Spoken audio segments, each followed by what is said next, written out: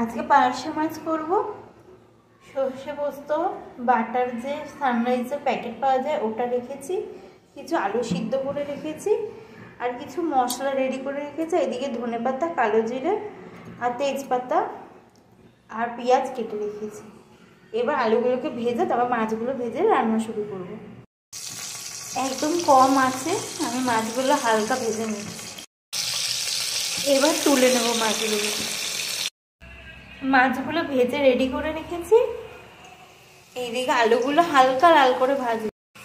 পেঁয়াজগুলো আমি দিয়ে দিয়েছি, এবার কালো জিরে দিয়ে দেবো। ভাজা ভাজা হয়ে গেছে, এবার মশলাগুলো দিয়ে দেবো জল দিয়ে। মশলাগুলো জলটা দিয়ে দিলাম, কিছুটা ফুটবে, তারপর সর্ষে বাটার পেস্টটা দিয়ে দেবো। দেখুন এই পজিশনে এসছে, এবার সর্ষে বাটার পেস্টটা দিয়ে দিই।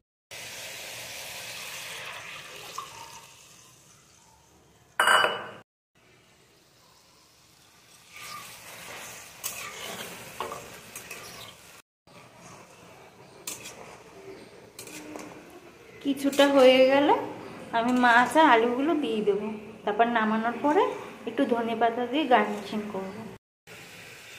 এই পজিশনে আসার পর আমি মাছ আর আলুগুলো দিয়ে দেবো। মাছ আলু দেওয়ার পর কিছুটা ফুটছে,